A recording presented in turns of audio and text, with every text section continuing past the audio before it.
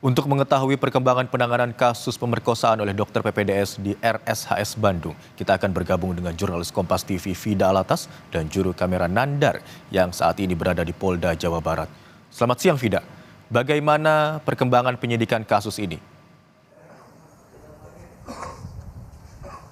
Ya, Imron dan juga saudara, saat ini penyidik masih menunggu terkait hasil olah TKP lanjutan yang dilakukan pada Jumat 11 April lalu di Rumah Sakit Hasan Sadikin Kota Bandung.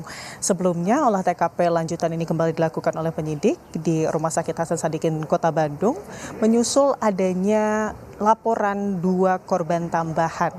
Olah TKP lanjutan ini dilakukan di lantai 7 Gedung MCHC, Rumah Sakit Hasan Sadikin Kota Bandung, di ruangan 711. Ini merupakan ruangan di mana tersangka, yakni Priguna Anugrah Pratama, ini melakukan pemerkosaan kepada 2 orang pasien Rumah Sakit Hasan Sadikin Kota Bandung dan juga 1 orang keluarga dari pasien Rumah Sakit Hasan Sadikin Kota Bandung. Kemarin olah TKP lanjutan ini dilakukan bekerja sama dengan Puslap 4 Mabes Polri dan juga Pusdokes Mabes Polri, begitu ya, dari Polda Jawa Barat.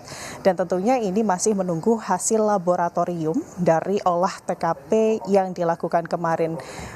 Kemarin juga Imron dan juga saudara, sejumlah instansi dan juga lembaga ini mendatangi Ditreskrimum Polda Jawa Barat dan juga Rumah Sakit Hasan Sadikin Kota Bandung. Ini adalah melakukan pemantauan dan juga untuk memastikan bahwa hukum yang nantinya akan diterapkan kepada pelaku ini berlaku seadil-adilnya dan juga korban ini dapat dipulihkan, begitu ya, kondisinya baik fisik maupun mental. Dan hasil dari olah TKP lanjutan nanti, Imron dan juga saudara, ini dilakukan untuk mengumpulkan barang bukti dan juga memperkuat tuntutan kepada tersangka atas 2 laporan lain. Selain itu, Imron dan juga saudara, penyidik ini juga terus berkolaborasi, bekerja sama dengan lembaga justice atau lembaga hukum lainnya, begitu ya, untuk memastikan nantinya pasal-pasal atau unsur-unsur pasal yang akan dikenakan kepada tersangka ini tercukupi. Di pagi hari tadi, Imron dan juga saudara, di Ditreskrimum Polda Jabar ini juga menyebut bahwa mengadakan pertemuan, begitu ya, dengan pihak Kejaksaan Tinggi Jawa Barat untuk kemudian membicarakan terkait unsur-unsur pasal yang akan dicukupi dan juga dipenuhi. Sejauh ini Imron dan juga saudara, tersangka ini dikenakan 2 pasal. Yang pertama ini adalah pasal 6C Undang-Undang Nomor 12 Tahun 2022 tentang kekerasan seksual dan ditambah dengan pasal 64 terkait kejadian berulang. Karena memang pelaku ini tidak hanya melakukan aksinya kepada 1 korban saja, Imron dan juga saudara, namun totalnya ini sudah ada 3 korban atau 3 laporan.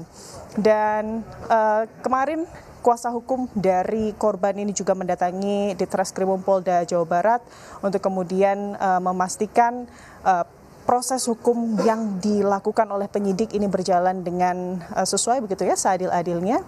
Dan dari kuasa hukum korban, meskipun kemarin memang dari penyidik Ditreskrimum Polda Jawa Barat ini memastikan tidak ada pelanggaran hukum pidana yang dilakukan oleh Rumah Sakit Hasan Sadikin Kota Bandung, namun dari kuasa hukum korban ini memastikan bahwa pihaknya ini akan meminta pertanggungjawaban rumah sakit secara perdata, karena kuasa hukum korban ini menilai bahwa ada kelalaian atau ada unsur kelalaian yang dilakukan oleh Rumah Sakit Hasan Sadikin Kota Bandung sehingga kliennya, yakni korban, ini dirugikan. Utamanya yang paling digarisbawahi ini adalah terkait akses obat-obatan anestesi, begitu ya, yang bisa diakses dengan mudah oleh pelaku untuk kemudian melakukan perbuatannya yang tidak hanya dilakukan 1 kali, tetapi juga 3 kali terhadap korban lainnya. Kalau kita menukil dari ID, begitu, ataupun dari Menteri Kesehatan Republik Indonesia, sebetulnya obat-obatan, apalagi obat-obatan anestesi, begitu ya, Imron dan juga saudara, ini adalah obat-obatan yang berjenis narkotika. Seharusnya aksesnya ini sangat terbatas dan sangat dipantau yang menjadi pertanyaan dari kuasa hukum dari korban ini adalah mengapa pelaku ini bisa leluasa begitu ya untuk kemudian mengakses obat-obatan tersebut. Yang juga dipertanyakan atau dituntut dari kuasa hukum korban ini adalah bagaimana tindakan Rumah Sakit Hasan Sadikin Kota Bandung setelah kejadian. Bagaimana pihaknya ini memastikan adanya sistem yang kemudian dapat melindungi para pasien yang berobat ataupun keluarga pasien yang datang ke Rumah Sakit Hasan Sadikin Kota Bandung sehingga kejadian yang sama ini tidak terulang. Kalau kita melihat Imron dan juga saudara bagaimana akses dokter PPDS terhadap obat, terutama ini adalah obat-obatan seperti anestesi yang merupakan narkotika, ini seharusnya diawasi secara ketat begitu ya. Untuk dari dokter PPDS mengakses obat ini seharusnya diawasi oleh dokter spesialis atau konsulen pembimbing.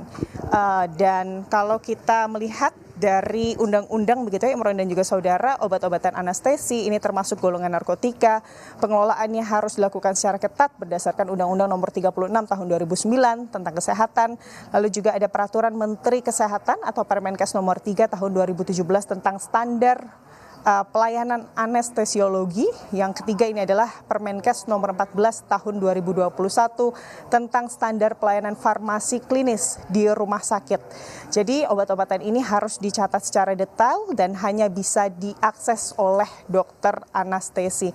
Tentunya kita masih melihat lebih jauh bagaimana nanti hasil dari olah TKP lanjutan dan informasinya akan kami kabarkan tentunya untuk Anda, Imron.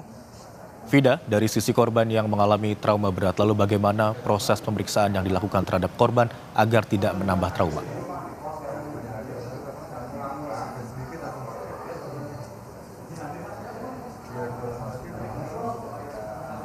Vida, apakah bisa mendengar suara kami di studio?